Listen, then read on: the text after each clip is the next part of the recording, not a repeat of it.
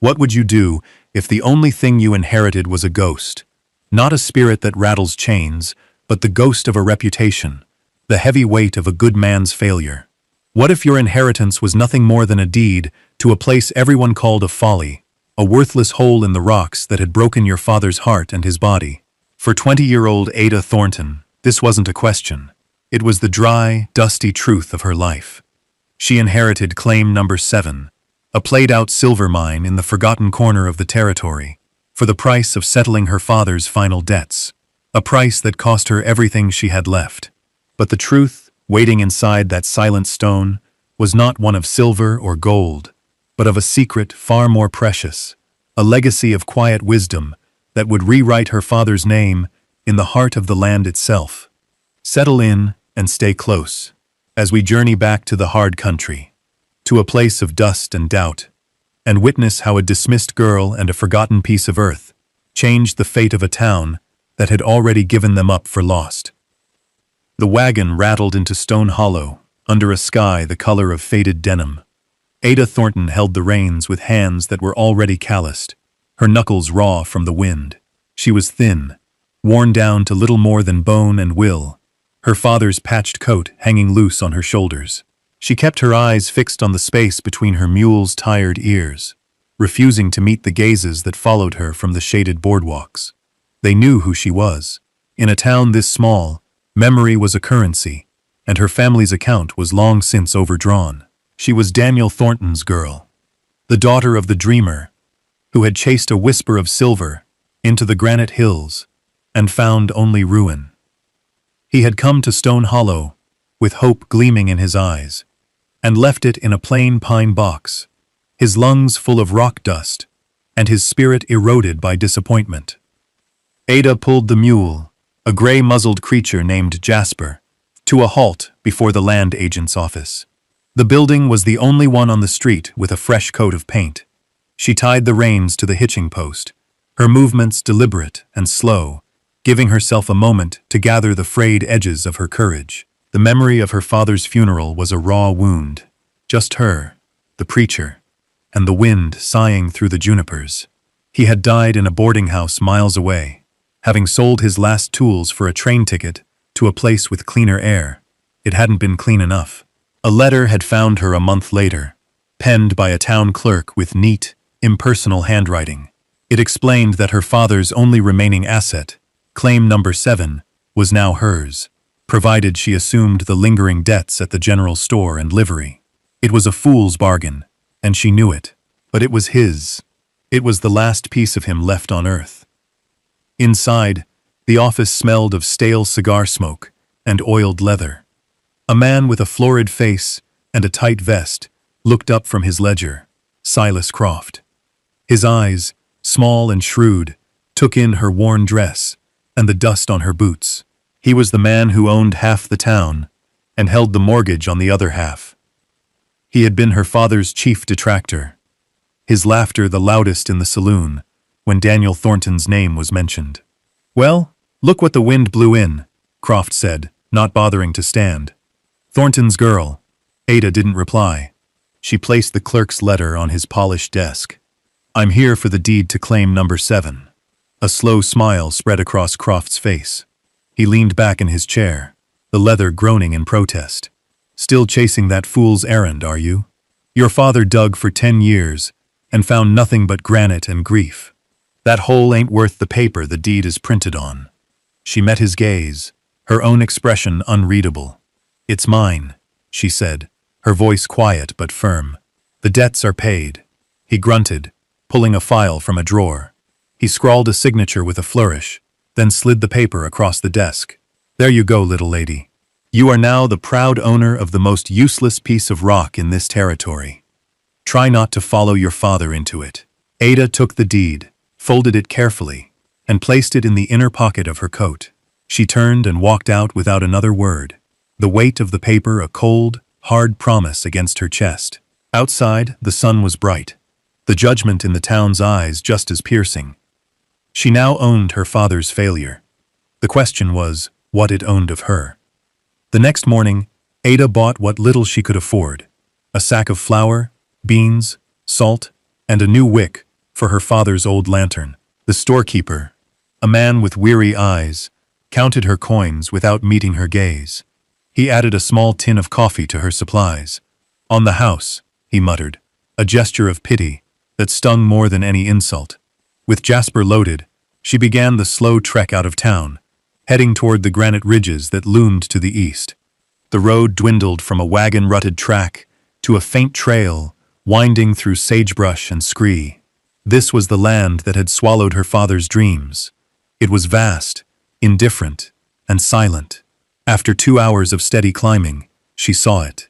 A dark gash in a wall of sun-bleached granite, almost invisible until you were upon it. Claim number 7. Thornton's Folly. It was smaller than she had imagined.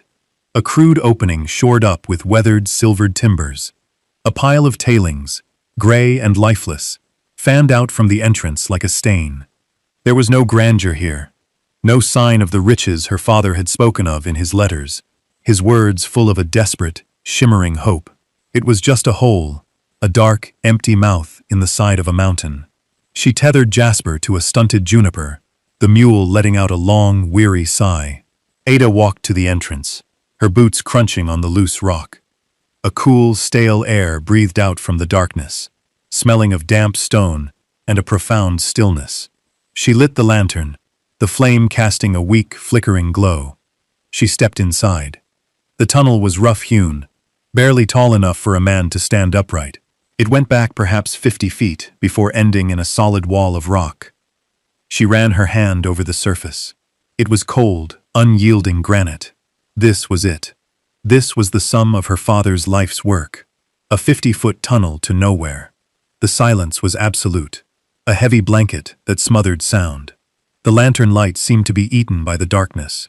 She remembered a phrase from one of his last letters, written in a shaky hand. "I'm close, Ada. I can hear it whisper." What had he heard? There was nothing here but the sound of her own breathing, the frantic beat of her own disappointed heart. She backed out into the sunlight, blinking against the sudden brightness. The weight of it all pressed down on her. The debt, the town's scorn, the stark reality of this inheritance. It was useless. They were all right. She sank to the ground, pulling her father's coat tighter around her, the deed in her pocket feeling like a tombstone. Was this journey a mistake? Had she traded the last of her security for a monument to a dead man's delusion? What secret, if any, could possibly be hiding in a place so obviously empty? Let us know in the comments what you think she should do next, and be sure to subscribe for more stories of forgotten history and quiet redemption. For now, Ada Thornton sat alone in the long shadow of the mountain, with only a tired mule and a useless hole in the rocks for company, not knowing that the first clue to her future was already there, waiting in the silence she had mistaken for emptiness. The following day, Ada returned to Stone Hollow for a pickaxe and a shovel she'd seen rusting behind the blacksmith's forge. As she walked down the main street, the town watched her. Windows seemed to hold watching eyes. Conversations on the boardwalks dropped to murmurs as she passed. The whispers followed her like her own shadow, thin and sharp. Thornton's girl. Got his stubbornness, that one. Digging in that same worthless hole. Shameful. She kept her head high, her gaze fixed forward. The sounds of their judgment, a swarm of insects at the edge of her hearing. She would not give them the satisfaction of her despair. In the general store, Silas Croft was holding court by the counter, a cup of coffee in his hand. He saw her enter, and a smirk pulled at the corner of his mouth. "Well now," he boomed, making sure everyone could hear. "If it isn't our town's newest mining magnate, tell us, Miss Thornton, have you struck the motherlode yet? Or is it just more granite and heartache?" A few men chuckled nervously into their hands. Ada walked past him to the counter, her face a pale, determined mask. "I need to purchase a shovel head and a handle," she said to the storekeeper, her voice low and even. Croft stepped closer, his bulk crowding her. He smelled of whiskey and self-satisfaction. "Listen to me, girl," he said, his voice dropping to a conspiratorial growl. "Your father was a fool, but he was an honest fool. He didn't know when to quit. You have a chance to be smarter. I'll give you $20 for that claim. Right now. Take the money, and get on the next stage out of this territory. There's nothing for you here but ghosts. $20. It was an insult, but it was also more money than she had to her name. It was a lifeline. A ticket to somewhere else. Somewhere her name wasn't a synonym for failure. For a fleeting second, she considered it. The thought of leaving, of shedding the heavy cloak of her father's legacy, was a potent temptation. But then she saw her father's face in her mind's eye. Tired, yes, but his eyes always lit with a fire when he spoke of his mine. He had believed in it. It's not for sale, Ada said quietly. Croft's face hardened. His performance of friendly advice curdled into open contempt. Have it your way, he spat. Starve on that mountain for all I care. Just like he did. He turned and stomped out of the store, the bell above the door jangling angrily. The silence he left behind was thick with pity. Ada paid for her tools and left, the weight of the iron in her hands a comfort, a purpose. As she was leaving the edge of town, an old woman sitting on a bench, in the shade of a cottonwood tree, called out to her. She was a Paiute woman, the town called Willow. Her face, a beautiful map of wrinkles, her eyes dark and deep as a well. No one paid her much mind, but she saw everything. You are the digger's daughter, the woman said. It was not a question. Ada stopped. Yes. Willow nodded slowly, her gaze fixed on the distant granite peaks where Ada's claim lay. Your father was a patient man, she said, her voice like the rustle of dry leaves. He knew this land, but he did not listen for stone. The wise ones listen for silence. Ada stood for a moment, confused. I don't understand. The old woman simply smiled, a faint, knowing expression. You will, she said, and turned her gaze back to the horizon. Ada walked on, the cryptic words echoing in her mind. Listen for silence. It made no sense. The mine was nothing but silence, a dead and empty quiet. What was there to hear? The town's mockery rang in her ears, but it was the old woman's strange, weighted warning that settled deepest in her heart. The journey back to the claim felt different this time. The weight of the new tools on Jasper's pack was a promise of labor, a tangible connection to the task ahead. Ada felt a strange sense of resolve solidifying within her. Croft's scorn and the town's pity had burned away her doubt, leaving behind a hard, stubborn core of purpose. She would work the claim not for silver, but for answers. She would understand what had kept her father tethered to this barren place for a decade. She arrived as the sun began to dip below the western ridge, painting the sky in strokes of orange and violet. The air grew cool, and the granite face of the mountain seemed to absorb the last of the day's warmth, turning a deep, bruised purple. The entrance to the mine was a patch of perfect blackness against the stone. That evening, she didn't make her camp at a distance. She cleared a small, level patch of ground just beside the tailings pile, in the shallow lee of the entrance. She would live with it, sleep beside it, let its presence become as familiar as her own heartbeat. She built a small fire, the flames pushing back the immense darkness of the high desert night. Jasper stood nearby, his head low, occasionally flicking an ear at the sound of a skittering lizard or a distant coyote's call. Ada ate her simple meal of beans and hardtack, staring into the mine's dark mouth. It was a void, a place where light and sound went to die. She remembered Willow's words. Listen for silence. She closed her eyes, trying to do just that. She filtered out the crackle of the fire, the soft stamp of Jasper's hoof, the sigh of the wind through the sage. She focused on the silence, emanating from the tunnel. At first, it was just an absence of noise, but as she concentrated, she began to notice its quality. It wasn't the echoing silence of an empty chamber. Sounds at the entrance, a pebble she kicked, a cough, didn't bounce back. They were swallowed whole. It was a dense, heavy silence, a quiet that seemed to have substance and weight. It was the silence of a packed room, not an empty one. The next morning, she began. She took the lantern and the new shovel and went inside. The air was cold and still. She walked to the back wall, the end of her father's long effort. She held the lantern high, inspecting every inch of the rock face. It was, as she'd first thought, solid granite. But as she looked closer, she saw inconsistencies. The main face was a sheet of pale, quartz-veined stone, but near the bottom, for a stretch of about 6 feet, the rock seemed different. It was darker, rougher, composed of smaller, more jagged pieces fitted together. It looked less like a natural formation, and more like construction. She tapped it with the handle of her shovel. The sound was a dull thud, different from the clear, ringing sound the solid granite walls gave off. She did it again. Thud. Not the sound of solid mountain. It was the sound of a wall. A man-made wall. She slept near the entrance again that night. The fire, a small point of defiance against the vast, starry canvas above. The silence from the mine no longer felt empty or disappointing. It felt watchful. It was a silence that was hiding something. What lay behind that wall of stone, and why had her father gone to such lengths to build it? Days turned into a week. Ada's life found a rhythm, dictated by the sun and the stone. She would rise at dawn, share a piece of hardtack with Jasper, and then begin her work. At first, she used the shovel to clear the floor of the tunnel, scraping away a decade of accumulated dust and debris. It was mindless, back-breaking labor, but it allowed her to occupy the space, to learn its dimensions and its feel. Her hands, already calloused, grew tougher, the muscles in her back and shoulders hardening into tight knots. She was becoming part of the place, her sweat mingling with the ancient dust. As she worked, she studied the back wall. The more she looked, the more certain she became. It was not a natural feature. The seams were too irregular.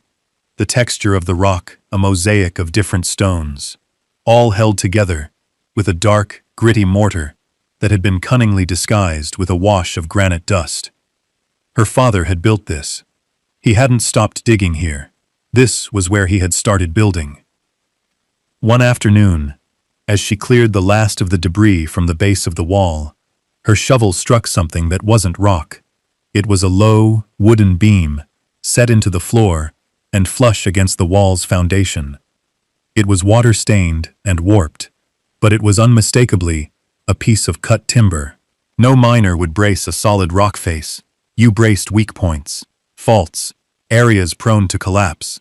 This beam served no structural purpose, unless the wall itself was the weak point. That evening, she sat by her fire, her body aching with a fatigue so deep it felt like it had settled in her bones. She watched Jasper. The old mule was her silent companion, her only witness. Throughout her work, he had remained placidly by the juniper tree. But she noticed he would never go near the mine entrance. He would drink from the bucket she brought him, but he would not step into the shadow of that dark opening. Now he stood with his ears pricked forward, aimed directly at the mine. His posture was alert, his gaze fixed. He let out a low, soft snort. Animals, her father used to say, feel the truth of a place. Jasper felt something. He sensed what she was only beginning to suspect. The draft was the final clue. It was so faint, she thought she was imagining it at first. While pressing her ear against the strange wall, trying to listen for the silence Willow had spoken of, she felt it. A thread of cold air, no thicker than a whisper, touching her cheek. It was steady, unwavering. Air doesn't move through solid granite. She ran her hands over the mortared cracks, feeling for the source. She found it near the bottom, a tiny, almost invisible fissure where the mortar had crumbled. A cool, clean draft was seeping from behind the wall. It smelled of deep earth, of dampness, and of something else, something fresh and alive.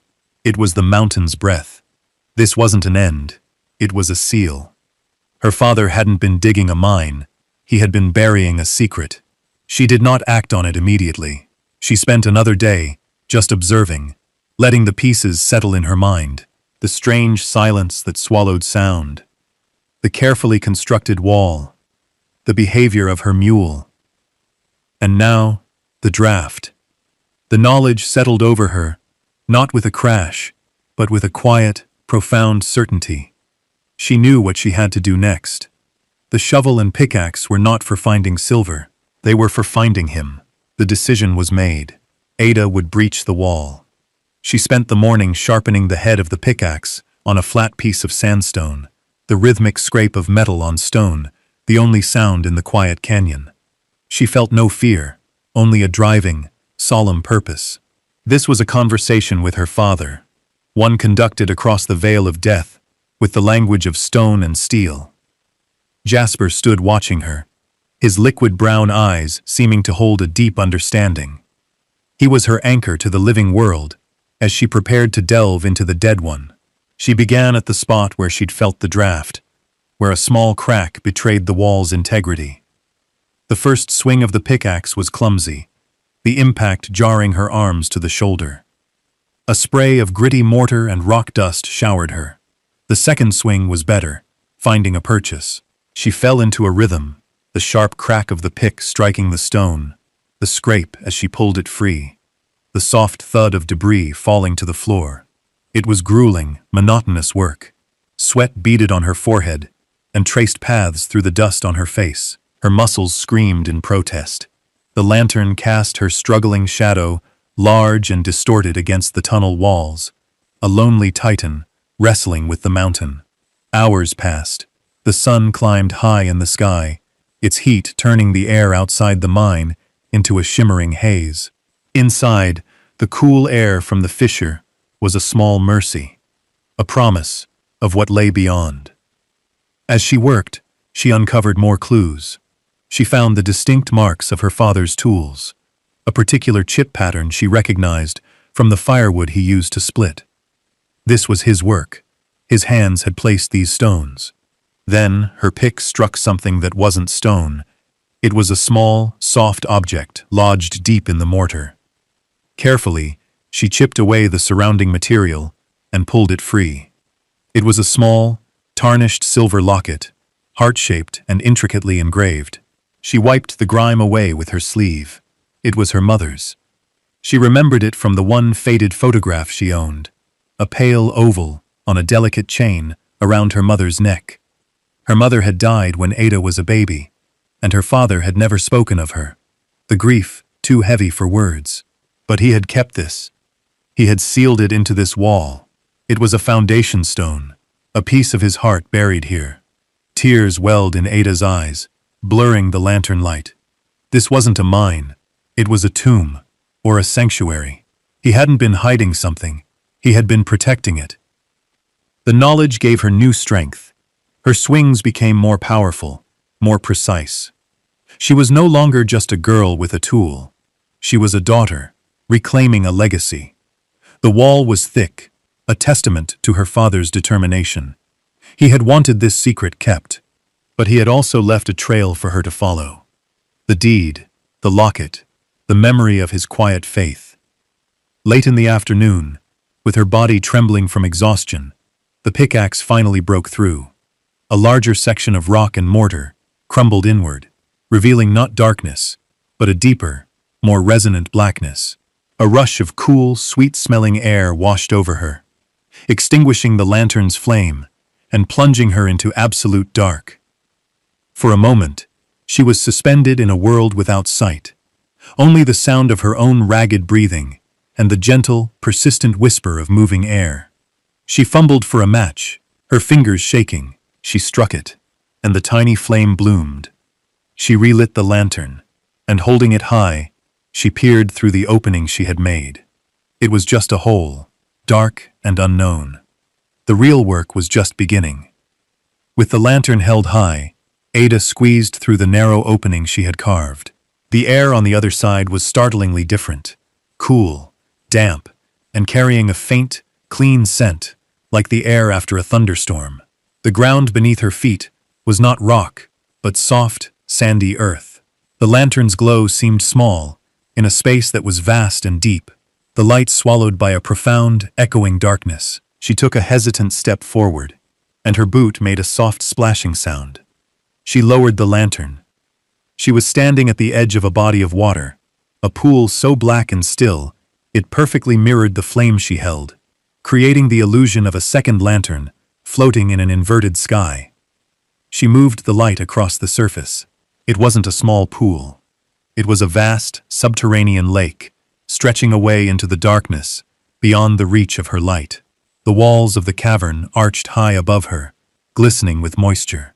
Delicate, crystalline formations hung from the ceiling like chandeliers of frozen moonlight.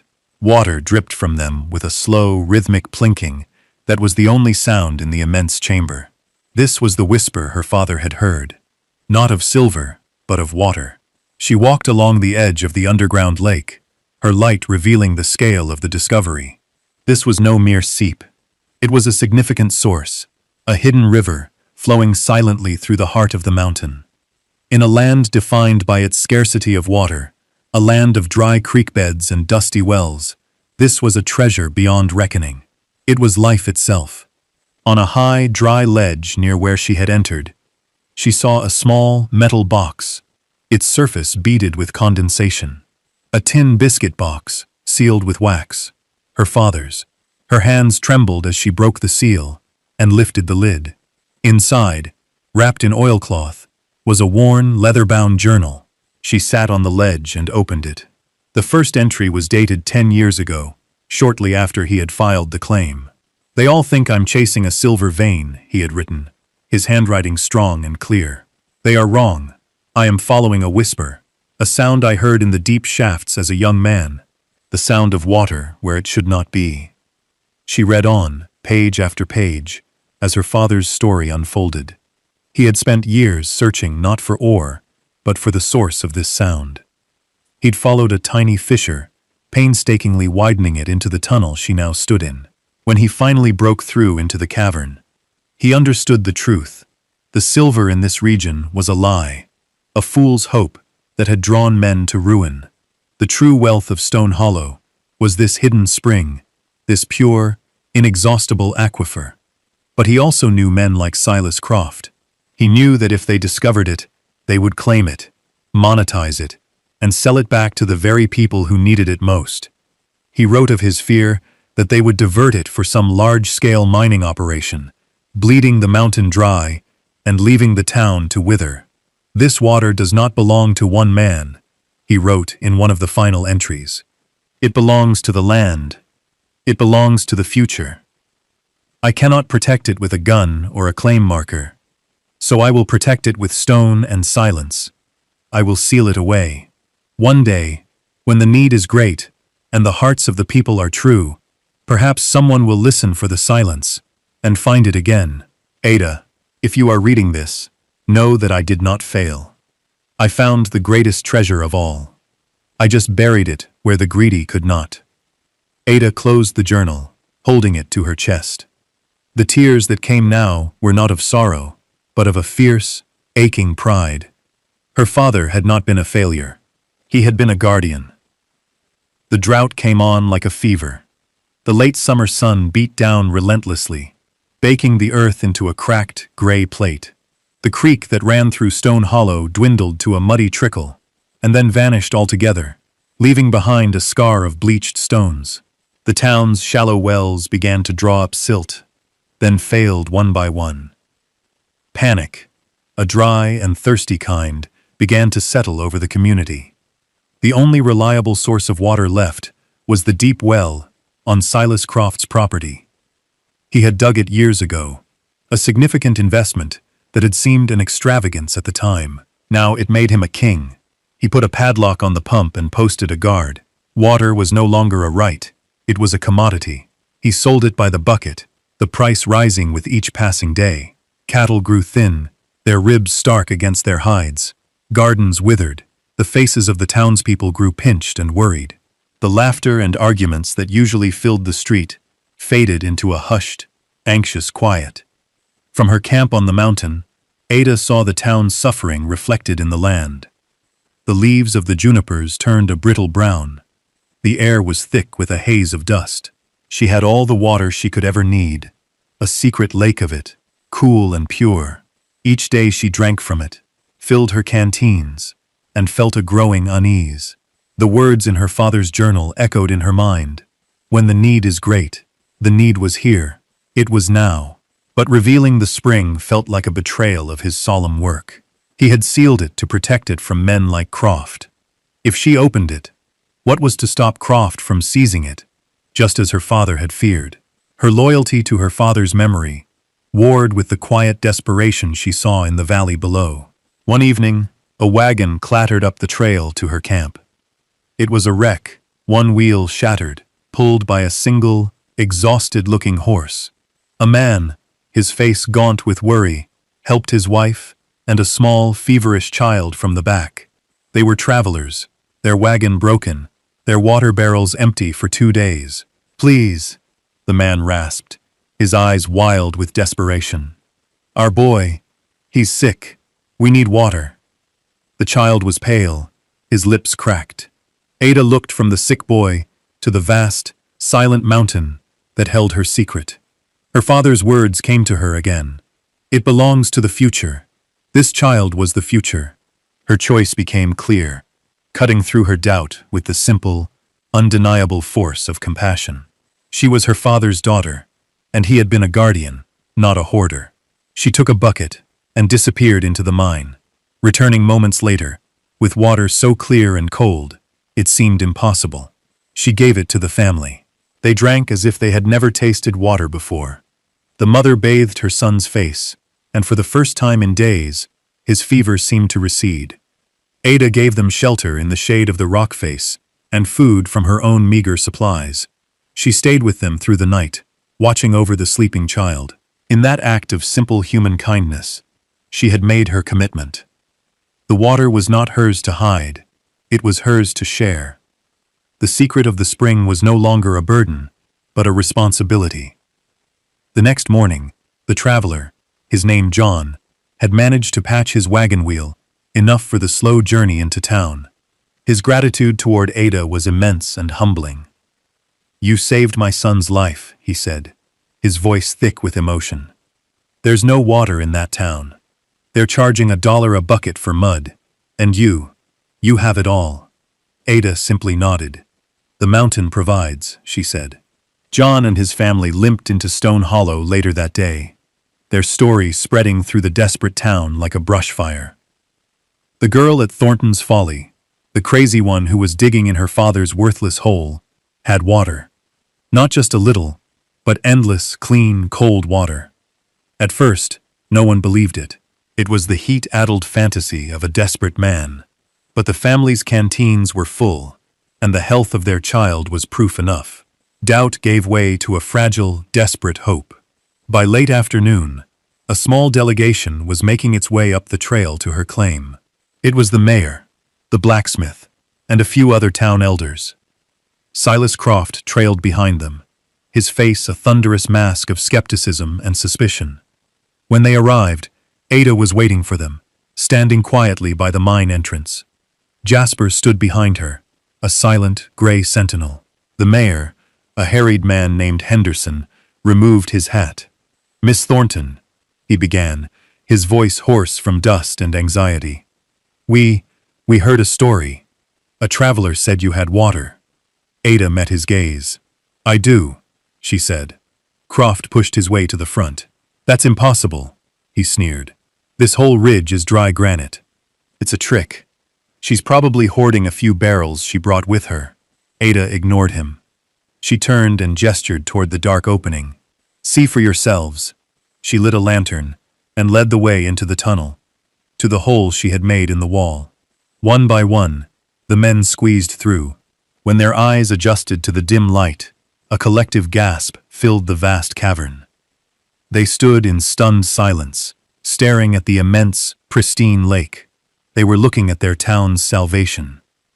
One of the men, the blacksmith, knelt at the water's edge and cupped some in his hands, drinking deeply. "It's sweet," he whispered, his voice filled with a reverence usually reserved for a church. As luck or providence would have it, a man on a survey mission for the railroad was in town that day, a geologist from back east. Hearing the commotion, he rode up to the claim. He was a kind professional, a man of science with calm, intelligent eyes. Mayor Henderson, now trembling with excitement, led him into the cavern. The geologist spent an hour in the grotto, taking measurements, testing the water, and studying the rock formations. When he emerged, his face was alight with professional awe. "Gentlemen," he announced to the assembled, anxious crowd, What Miss Thornton has discovered is a significant artesian aquifer. It is one of the purest and largest I have ever seen. This spring could sustain a town 3 times the size of Stone Hollow, through the worst drought imaginable. This isn't a silver mine, it's a gold mine, only the gold is water. He turned to Ada, a look of deep respect in his eyes. In all my years, this is the most valuable discovery in this county's history. All eyes turned to Ada Thornton, the girl they had mocked and pitied. In the quiet dignity of her bearing, they saw not the daughter of a failure, but the steward of a miracle. Silas Croft stood at the back of the crowd, his face pale. His power, built on scarcity and fear, had just been washed away by an abundance he could never have imagined. In the weeks that followed, Stone Hollow was transformed. The oppressive blanket of heat and despair lifted, replaced by a spirit of communal effort Ada had never witnessed. Under the geologist's guidance, the men of the town, led by the blacksmith, began the careful work of laying a pipe from the cavern down the mountainside. They worked together, their movements driven by a shared purpose. The sound of hammers on steel and men's cheerful calls replaced the anxious whispers that had haunted the streets. Ada did not sell the claim. She did not hoard her discovery. She signed an agreement with the town council, granting access to the water for every resident, in perpetuity. Her only conditions were that it never be sold, and that the cavern itself be protected, treated as the sanctuary her father had intended. She had become the quiet, undisputed heart of the community. People no longer called her Thornton's girl. They called her by her name, Ada. Silas Croft, his monopoly broken, became just another man, his saloon a little less crowded, his voice a little less loud. He never spoke to Ada again, but when he passed her on the street, he was the one who lowered his gaze. One evening, as the sun set, casting long, golden fingers of light across the valley, Ada stood at the entrance to the mine. Below, she could see the lights of Stone Hollow beginning to glow, warm and steady. A new life was flowing into the town, a current of hope drawn from the heart of the mountain. Jasper stood beside her, his warm breath fogging in the cooling air. He nudged her hand with his soft muzzle, a quiet gesture of companionship that had seen her through the darkest days. Mayor Henderson had come up the trail to speak with her, to thank her again. He stood beside her, looking out at the revitalized town. "We owe it all to you," he said, "and to your father. We were wrong about him. All these years, we thought he was a fool, chasing a ghost." Ada watched the last sliver of sun dip below the horizon, a deep peace settling in her soul. She had cleared her father's name, not by denying his obsession, but by finally understanding it. She had found his treasure, and, in doing so, had found her own purpose. "He wasn't digging for silver," she said, her voice soft but clear in the twilight air. "He was digging for a future. Thank you for staying with us, to the end of Ada's journey." Her story is a powerful reminder of the quiet power of stewardship, showing us that the greatest treasures are often not the ones we take from the earth, but the ones we protect for those who come after. If you were moved by her courage and her father's hidden legacy, please consider leaving a like and a comment below. Be sure to subscribe for more stories of hidden history and the remarkable strength of the human spirit. We'll see you next time, when a lonely lighthouse keeper discovers that the old logbooks he inherited hold the key to a century-old mystery that will change his life forever.